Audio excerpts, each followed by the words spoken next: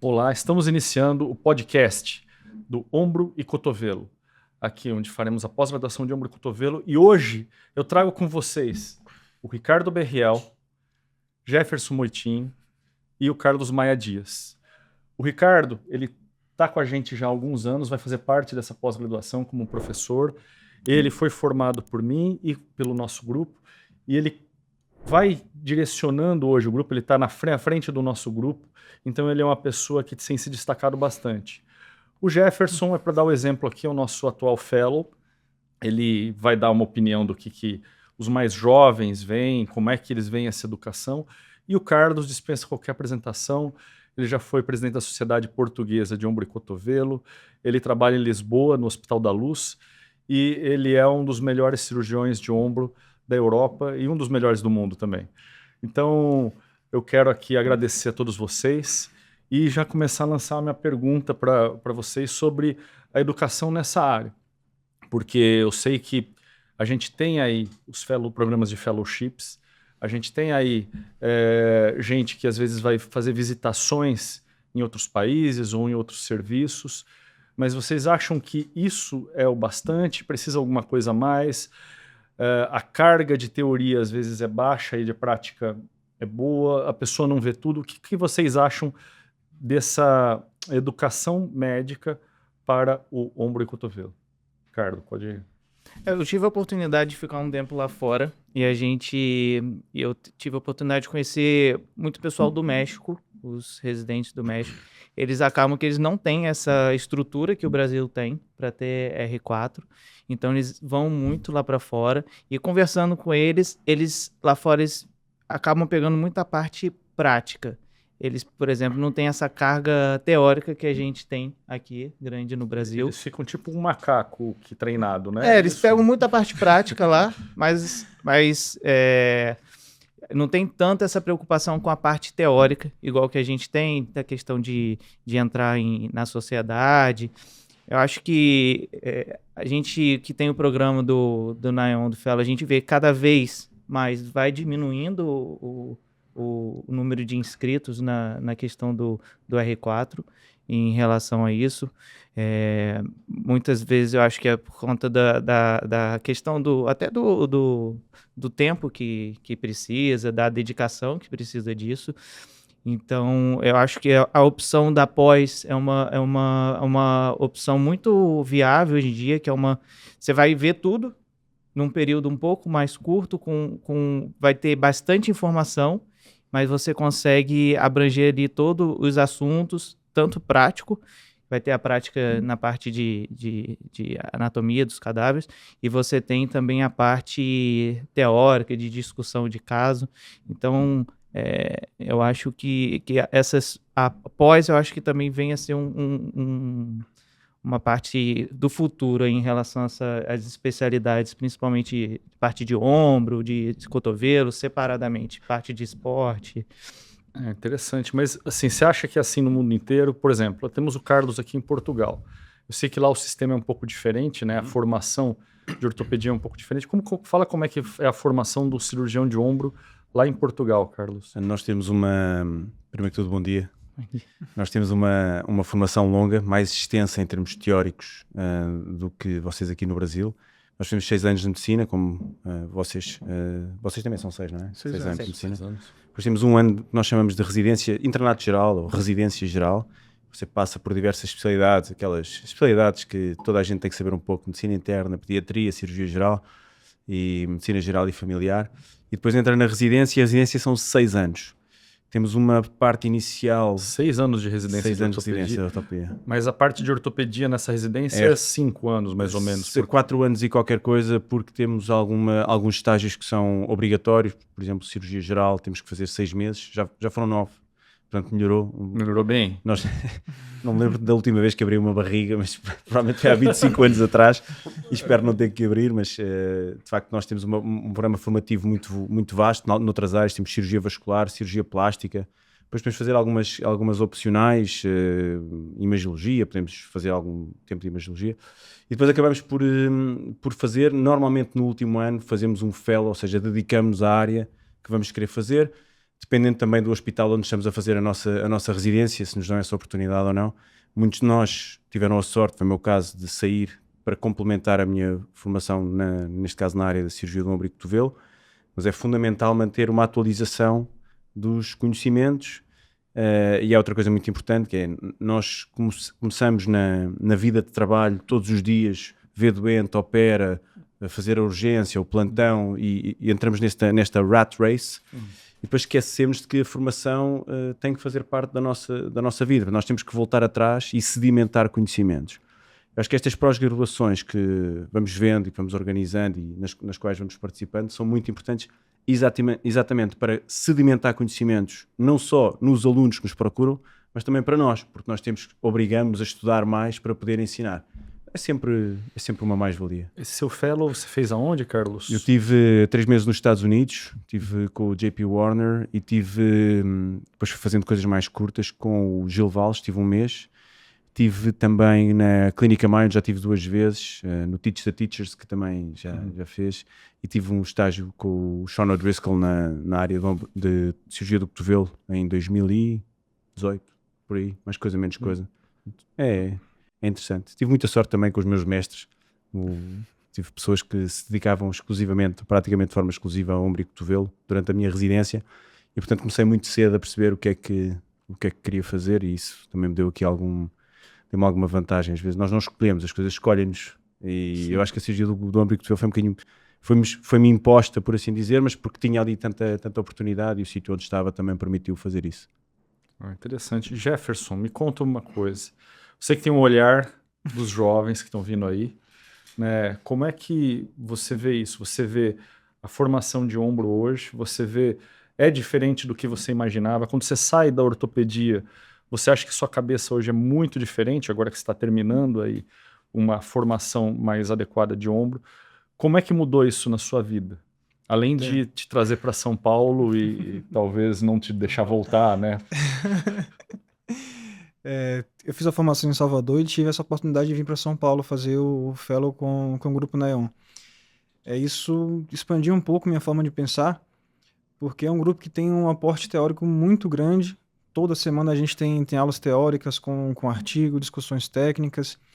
E aqui eu percebi que, diferente do que eu imaginava na ortopedia, que eu ia fazer um ombro de cotovelo e ia ficar um pouco mais sossegado, o que eu percebi é que o ombro tem evoluído bastante.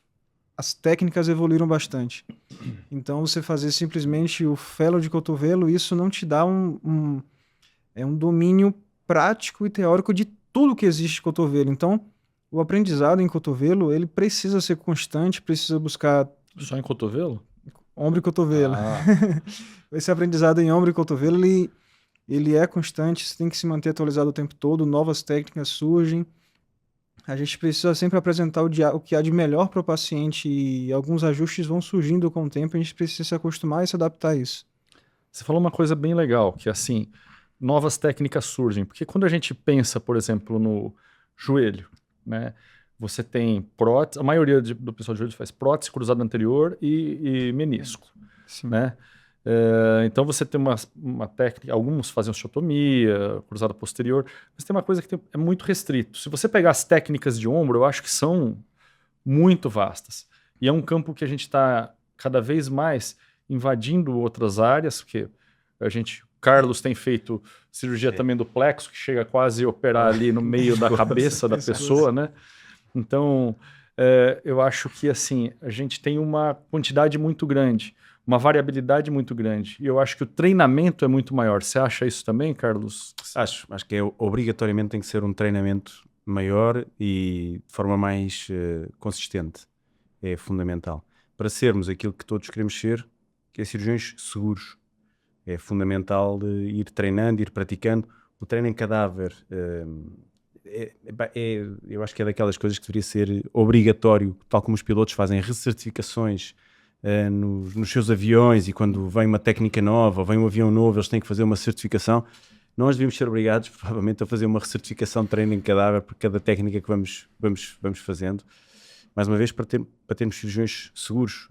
É muito importante ter volume cirúrgico, ou seja, conseguir ganhar experiência. Não é fazendo uma vez a cada 6 meses que nós conseguimos manter uma prática atualizada e robusta, é importante fazer as cirurgias de forma consistente. Isso só se consegue, obviamente, vendo muitos doentes e fazendo muitas cirurgias, mas obviamente que há uma parte fundamental que é conseguir explorar as nossas próprias limitações e expandir, se calhar, os nossos horizontes nos treinos em cadáver, nas discussões dos casos clínicos com os colegas. É sempre fundamental fazer essa troca. E você, Ricardo, agora você já está com um tempo aí de estrada, você viu a formação de uma forma e talvez hoje você veja as cirurgias de outra forma, ou seja, você vê evolução, novos procedimentos, tudo. Como é que tem sido isso? Como é que tem sido essa transformação para você?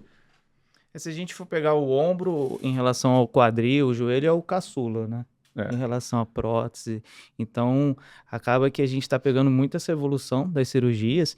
Óbvio que cirurgias de transferências musculares. Acho que é o filho mais novo e mais atrevido, né? Porque a gente faz mais coisa. A gente vai até o pescoço, né? um pouco complicado. Então, você acaba saindo ali realmente do R4 e foi o que o Carlos falou, é perfeito. Você tem que ter, é igual ao piloto que tem que ter horas de voo, você tem que ter horas de cirurgia. Não tem... cada cirurgia pode acontecer algum problema, o paciente, a anatomia é diferente, nem todo paciente é igual. Então, isso você vai pegando com horas de cirurgia, horas de procedimento.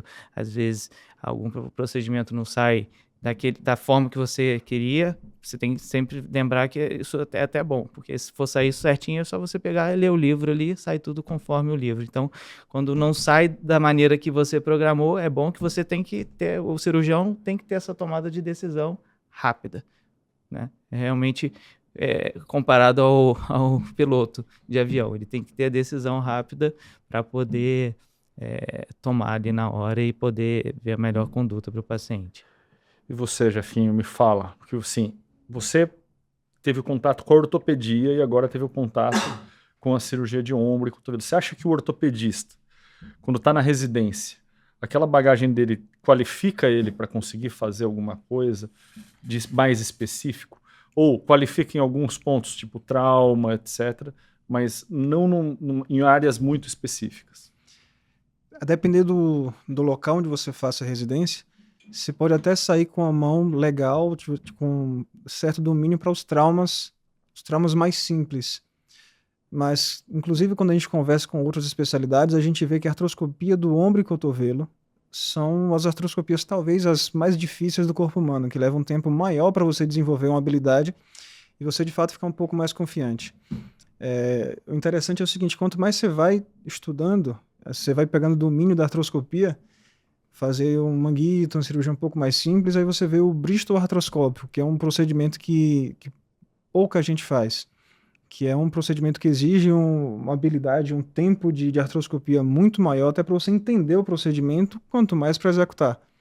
Então, essa formação precisa ser uma formação continuada. Da ortopedia, você não consegue fazer as coisas mais específicas de ombro e cotovelo, e depois do fellow, depois do R4, uma coisa que você precisa manter uma comunicação boa com outros grupos que fazem técnicas diferentes para que você consiga juntar informações para oferecer o melhor para aquele paciente que você vai operar.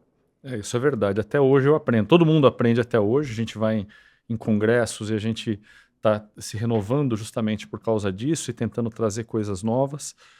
E eu acho que a gente tem que ter uma boa formação e tem que trabalhar dentro do congresso para poder entender o que tem de novidade, né? Ano passado eu tive a oportunidade de ir no CSEC, estava lá com o Carlos, e eu vi lá como é que o desenvolvimento, a gente não fica nada atrás, mas eu acho que as discussões são importantes, a gente entender, às vezes, uma técnica diferente que a pessoa faz, porque todas essas possibilidades, elas têm que estar na mesa quando você está na cirurgia, porque nem tudo vai ser como o livro. Quando você está na cirurgia, de repente acontece alguma coisa que você tem que ter uma ideia. E às vezes, você conversando com os amigos, você tem essa...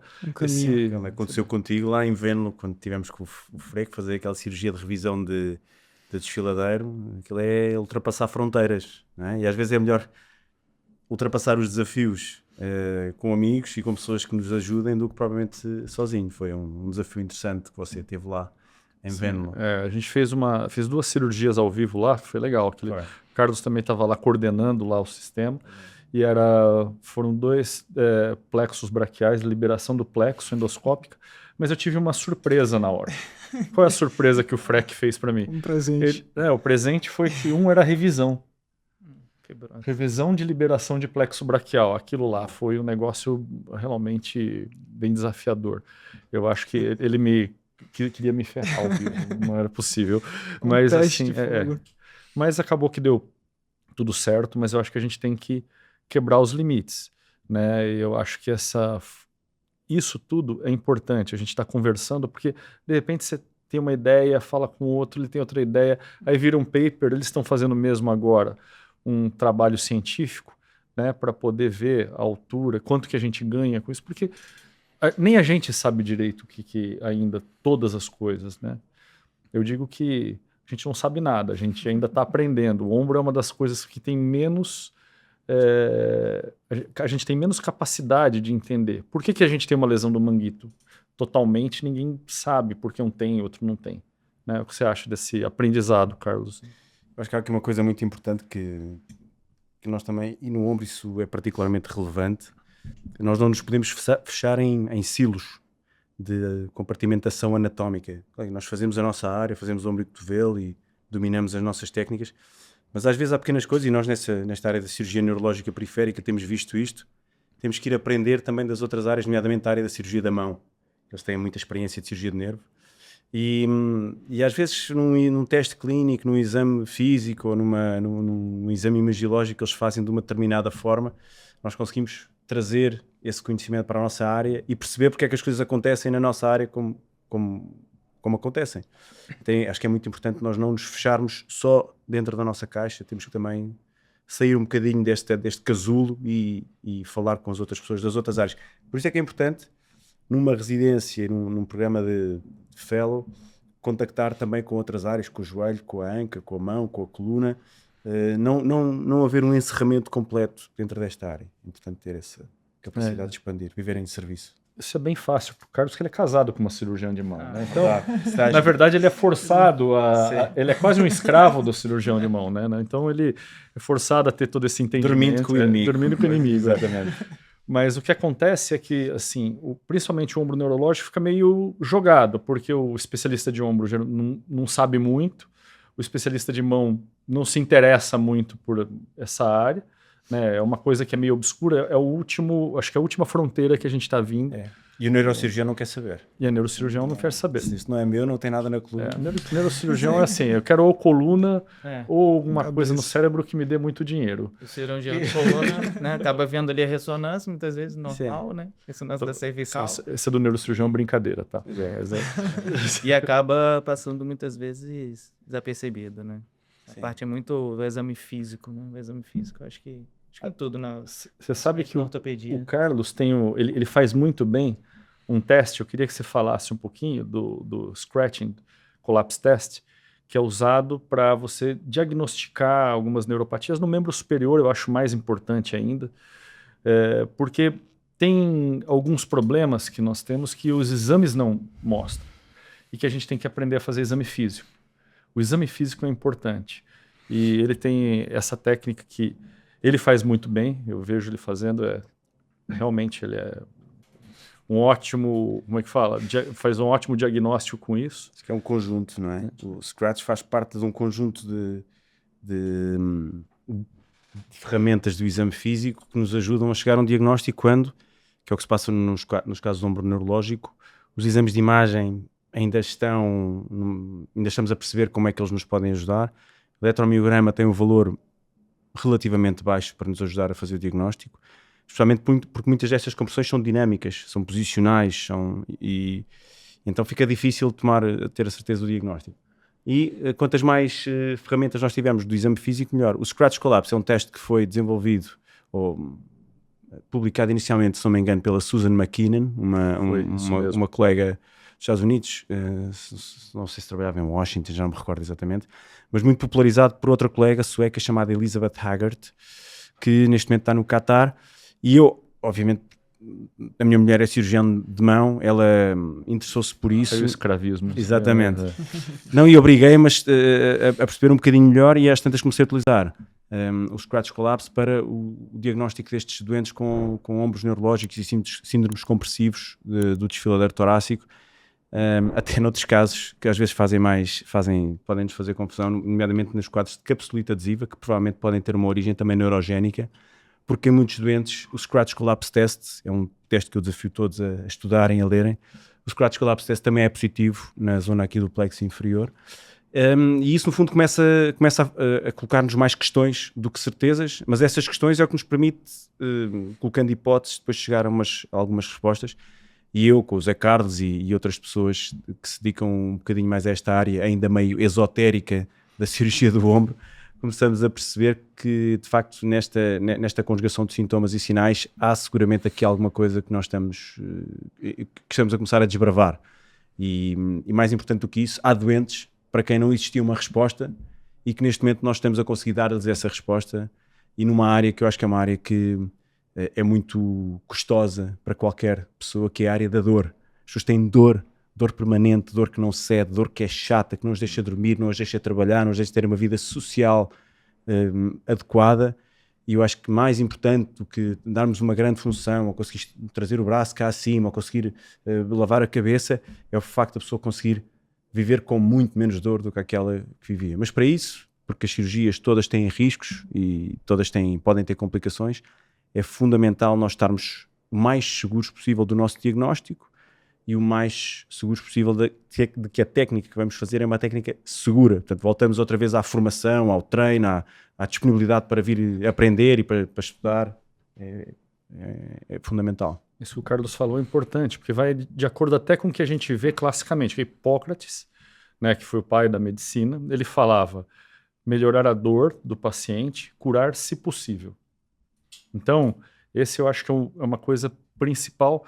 Eu acho que ficou muito deixado de lado, porque as pessoas não entendiam. Hoje a gente ouve mais o paciente, você faz um exame físico melhor, você tem agora mais armas, né? E eu acho que tem essa condição de chegar a alguns diagnósticos.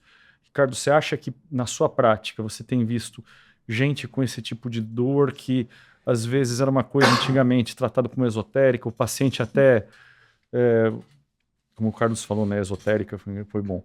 Mas o paciente até, assim, vai para o cirurgião de ombro manda para a coluna manda de volta, e depois vai ali para o fisiatra, vai para não sei aonde, e ninguém consegue resolver o problema dele. Esse paciente, você acha que é um paciente que ele tem aumentado também, por conta aí, talvez, de posturas alteradas, de uso de telefone e computador? Muito, tem aumentado bastante. O que eu vejo muito também é a questão do exame físico, que faz toda a diferença. Muitos pacientes às vezes chegam com realmente essa queixa de só viu o exame, não colocou a mão no paciente, não despiu o paciente. Lembrar lá da faculdade, né, a base do exame físico, a gente colocar a mão no paciente, muitas vezes também escutar a queixa do paciente, mas tem aumentado bastante. Eu acho que a partir de 2020, ali depois, por conta da pandemia, o pessoal fazendo muito o home office. E aí, acabando que eu vejo em casa, a minha esposa mesmo, começa a trabalhar 8 horas, não tem horário de almoço mais, você não tem mais aquele horário que você relaxa, vai conversar com o pessoal no horário do almoço, então você come rapidinho, 30 minutos, volta, tá lá de novo. Agora o horário não acaba mais 5, 6 horas da tarde, vai se estendendo, 10 horas da noite, você para, alguém pede alguma coisa, você tem que voltar pro computador, aí você já está cansado, já senta errado, não tem ali uma boa ergonomia. Então, eu tenho pego bastante paciente e a dor ela é um fator que afeta muito a qualidade de vida do paciente. Você vê o paciente, aí gera uma cadeia. Ele dorme mal, acorda mal, se alimenta mal e aí não consegue ter a vida ali para fazer um exercício físico. Consegue fortalecer a musculatura. Então, isso vira um ciclo. Aí, ele dorme mal, aí ele vai, toma remédio para dormir, aí acha que dormiu bem, acorda mal, e aí vai virando um ciclo. E aí começa a entrar um pouco, aí começa a ganhar peso, começa a entrar em depressão, e aí vai tratar a depressão, trata o quê? Remédio. Aí afeta o sistema nervoso central. E aí vai virando um ciclo. E a dor tá lá, a dor continua. E a dor muitas vezes até piora, porque o paciente está entrando em um quadro depressivo e aí não consegue fazer mais suas atividades, aí vira uma bola de neve. Eu pego muito paciente assim. Eu tento conversar até com o paciente, você faz um papel até de psicólogo, tenta orientar realmente a questão. Não adianta você querer também pegar um paciente desse e falar, não, você tem que ir 3 vezes na semana. Vai uma vez. Você tem que ir para academia. Não. O que você gosta de fazer? Eu gosto de ir na hidroginástica. Então vai uma vez na hidroginástica. Começa a tirar ele um pouco de casa, tirar um pouco, né, essa questão só do trabalho. E eu vejo isso, Eu falo com meus pacientes, pode confiar que você vai melhorar. Demora 6 meses, 8 meses, o paciente volta, eu já reconheço que ele está melhor pela fisionomia. O paciente já chega sorrindo no consultório. É diferente. Então, afeta demais. Eu acho que um dos culpados é a questão do home office, que aumentou, e a questão do uso do celular, que virou um computador, né? Computador móvel. E, Jefinho, me fala uma coisa, você via isso lá, quando você fazia residência, nos plantões que você está, e você que está mais nesse mundo ainda de plantão, de mais contato ali com essa frente, né, também. Você tem visto isso também? Isso que o Dr. Ricardo falou, achei extremamente pertinente e me lembrou de uma situação que eu vivi recentemente. Chegou para mim uma paciente exatamente nesse perfil, paciente home office, muito celular, trabalhava com mídia digital, enfim. Chegou no pronto-socorro e falou, doutor, eu tô de novo com aquela dor aqui, aquele torcicolo chato e tal, braço doendo também, mas dá um remedinho aí, o pessoal sempre me dá medicação e vai embora. Aí, conversando um pouco mais com ela, eu percebi que a dor era um pouco diferente, então não era uma dor cervical isolada. Era uma dor que descia pro braço, dava um pouquinho de parestesia no membro superior, um pouquinho de alteração discreta de força. E não era uma dor de origem cervical, né? Ou seja, a coluna estava ok. Não era uma dor de origem cervical, era de fato um desfiladeiro torácico. Então essa parte do exame físico que melhorou também, e o especialista de ombro ele tem um cuidado maior nessa região, por ser a região de maior estudo. De fato era um caso de desfiladeiro torácico que a gente conseguiu encaminhar para que ela tivesse um acompanhamento um pouco melhor, uma resolução um pouco melhor. Então, a gente, quando eu estava só na ortopedia, eu não conseguia ver isso de forma tão clara. De chegar um paciente com cervicalgia e a conversa conduzia a gente para um diagnóstico que o pessoal nem sempre consegue investigar, né? Que é o desfiladeiro torácico, essa compressão mais do peitoral menor, do plexo braquial, nessa transição entre o cirurgião do ombro, o cirurgião da coluna, o cirurgião de mão. E fica pior quando há imagiologia que diz que existem outras lesões e às vezes confunde mais. Confunde mais e há ortopedistas que caem na esparrela de não, tem esta lesão aqui, vamos tratar esta lesão. Até o que dita ao tratamento não pode ser o exame imagiológico. Muitas vezes que o ortopedista nem sequer vê a imagem. O que vai ler é o relatório que alguém disse, que alguém escreveu. O que muitas vezes eu vejo é que eu vejo o laudo, converso com o paciente, examino o paciente e mudo totalmente o que eu penso quando eu examino o paciente. Exato. Muitas vezes eu falo, sua dor não é daqui, você tem uma alteração aqui. Primeiro eu converso uma coisa, depois eu falo, sua dor não é daqui, sua dor é desse outro ponto. Né? Então é uma coisa que a gente tem que se atentar. O exame físico acho que é importante. Então você entender como é que é o exame físico, você entender como é que é cada etapa de tudo isso, como conseguir chegar nesse diagnóstico, demanda você ter estudo. Agora eu vou falar também um pouquinho sobre a robótica, que está vindo aí no ombro. Eu faço com o Da Vinci há um tempo, que eu acho que não é o caso aqui da gente conversar, mas para as próteses, né? Que a gente está vendo um aumento muito grande, exponencial do uso do robô para prótese de joelho, um aumento muito grande para prótese de quadril, que aumenta ali a segurança, né? Você fica mais eficiente a sua colocação. E para o ombro, qual que é a perspectiva? Porque está para sair aí nos Estados Unidos em breve, logo no Brasil também, o robótica para ombro, do ponto de vista de prótese. O que você acha disso aí, Carlos? Duas coisas, ou três talvez. A primeira é, eu acho que falando sobre a robótica enquanto elemento disruptivo na nossa prática médica, eu acho que ainda faltam dados para nos dizer que realmente a robótica, neste caso aplicada às próteses, acho que ainda faltam alguns dados para nos dizer que realmente é uma coisa disruptiva, que melhorou de forma significativa versus o custo que tem a robótica, porque nós não nos podemos esquecer que tudo tem um preço e alguém vai pagar por isto, neste caso vai ser o paciente, o convênio, quem quiser, ainda faltam alguns dados que corroborem que realmente a robótica é um game changer. Esse é o primeiro ponto. Segundo ponto, o que pode acontecer é aquilo que aconteceu com a aviação, mais uma vez aqui uma analogia, que quer dizer, os aviões voam desde 1920, por aí, mais coisas dos Wright Brothers que voam, mas nós, com a progressão da tecnologia, você não deixou de precisar de pilotos, você continua a usar pilotos. Agora, é uma viagem muito mais segura, com muito menos probabilidade de erro, que permite fazer muito mais voos. E, portanto, o que nós conseguimos é, provavelmente com a robótica, o que vai acontecer é nós conseguiremos aumentar a nossa eficiência de ato cirúrgico com mais segurança, provavelmente consumindo menos tempo e tornar dessa forma a cirurgia, que é uma cirurgia robótica, que é uma cirurgia eventualmente mais cara, numa cirurgia mais barata e acessível, por conseguir dar tudo isto que sozinhos nós, enquanto humanos, não conseguimos. Outra coisa muito importante é para os residentes e os fellows. Vai tornar a curva de aprendizagem deles muito mais linear, muito mais rápida. Eles não vão ter a possibilidade de cometer os erros que todos nós cometemos quando fazemos uma prótese à mão livre. Quer dizer, eles vão estar obrigados a isso. Último ponto, talvez, que eu acho que é fundamental também, que é a parte médico-legal. Do ponto de vista médico-legal, a partir do momento em que temos uma máquina, um robô, a dizer-nos que esta prótese tem que ser posta 2 mm mais abaixo, o metaglente tem que dar 2 mm mais abaixo, e um cirurgião faz um override a essa decisão, se der a geneira, quem é que assume a responsabilidade? É o cirurgião? Ou se por outro lado o cirurgião queria fazer de uma determinada forma, planeou de uma determinada forma e o robô disse para fazer outra e correu mal, quem é que assume essa responsabilidade? Portanto, a parte médico-legal também vai ter que se adaptar a esta nova tendência da robótica. Terminando, é a parte do marketing. Hoje em dia, se você fica fora e há um que faz a robótica, o doente já vai querer porque é novo e é moderno, e eu acho que é preciso que nós também temos um papel de educação do doente. Vimos isso com várias coisas, nomeadamente até a própria medicina regenerativa, que nem tudo o que é moderno está indicado. É preciso passar a prova do tempo, é preciso ter ciência, é preciso ter dados, é preciso que as pessoas publiquem, que nós consigamos avaliar esses dados de forma reprodutível para poder dizer isto vale a pena fazer.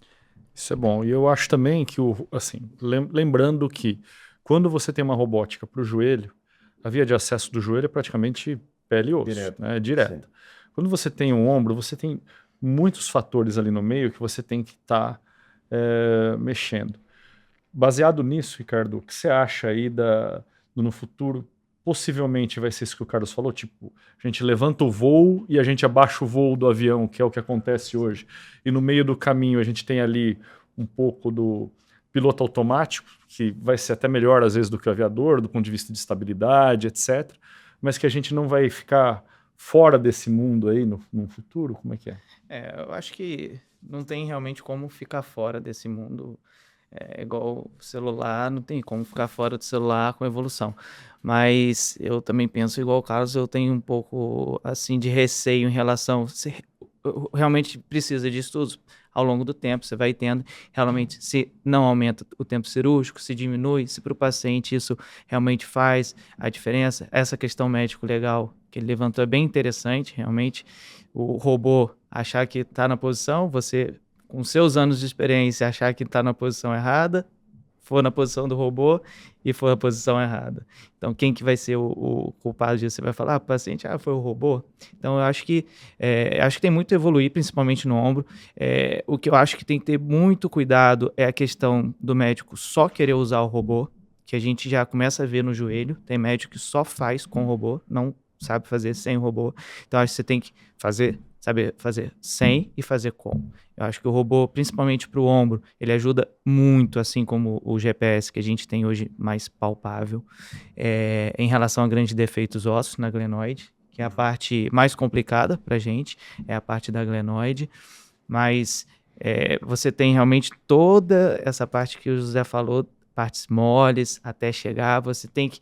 A glenoide, por exemplo, a gente precisa ter uma boa exposição e muitas vezes é a parte mais difícil da cirurgia, você tem que ter aquele balanço de liberação. E essa é a parte que o robô não vai estar mexendo. Não vai estar Não tem mexendo. como. Né? Eu acho que, assim, a não ser que o Optimus do Elon Musk daqui a pouco comece, mas eu acho que demora muito para essas coisas acontecerem. E cada pessoa é de um jeito. Vamos ver. Eu acho que também que demora um pouco. A gente vai ter, acho que muito para a relação da parte da glenoide, de grandes defeitos, mas acho que não vai ser tão usado para aquelas próteses que a gente, né, prótese primária, simples. Acho que nesse caso aí, uma prótese primária aumenta o tempo, que é ali você faz ali a cirurgia mais rápido, 40, uma hora, você faz uma cirurgia ali de uma prótese primária simples. Então, eu acho que nesse caso aí aumenta o tempo, realmente, o robô. Mas eu acho que é o futuro, E não tem jeito, a gente vai ter que estar antenado com isso, saber. Mas eu acho que tem que ter realmente a certificação para você ter o robô, saber manusear o robô. E eu acho que para o ombro vai usar bastante na parte de defeito ósseo da glenoide, que já evoluiu bastante. A gente já evoluiu muito nisso, a questão do GPS, a questão da parte de aumento com enxerto, sem enxerto. Então, mas eu acho que é isso. Eu acho que realmente é o futuro, mas com algumas reticências. É isso aí, Jefinho. Você entrou em várias cirurgias aí, da gente fazendo com aumento, sem aumento, etc. O que você acha dessa tendência hoje do ombro, de ter mais opções? Né? Porque eu não sei se você tinha visto esse tipo de prótese antes, que são próteses hoje que você tem mais capacidade aí de você mudar o que você vai fazer na hora da cirurgia, tal. Eu sei que no futuro o robô talvez ajuda a gente a ler. Hoje a gente bota no software e a gente vê mais ou menos os ângulos, acerta tudo. Mas o que você acha dessa tecnologia? Você acha que isso é uma coisa que veio para ficar? É um modismo? Eu acho que é extremamente importante e cada momento, como o Dr. Ricardo falou, a gente vai precisar utilizar um pouquinho mais, principalmente nos grandes defeitos da glenoide. Por mais que a gente faça todo o planejamento pré-operatório antes, com tomografia, com ressonância magnética e com planejamento 3D, quando você chega na cirurgia, faz uma boa exposição, essa parte de antiversão, de angulação da glenoide ainda fica um pouco difícil de visualizar, mesmo com exposição excelente.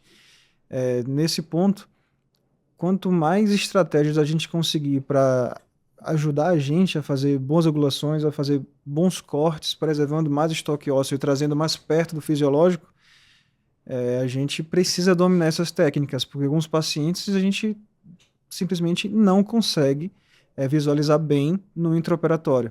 Então, eu acho que são tecnologias que vão ajudar muito a gente, não tem como substituir, como o Dr. Ricardo falou, porque o caminho é um caminho também muito complexo e o robô não tem como fazer isso.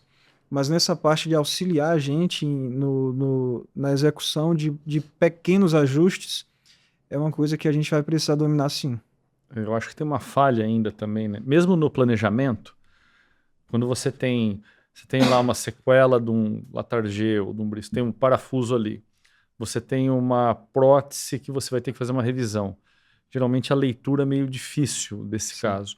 Então, nem o planejamento você tem na mão. Você tem que pegar e fazer a moda antiga ainda, né, Carlos? Então, acho que... E é outra coisa, que é a variabilidade dos softwares de planeamento. Nós fizemos aí um trabalho, não é? Esperemos nós que seja publicado em breve, sobre a avaliação e a planificação, planejamento das próteses.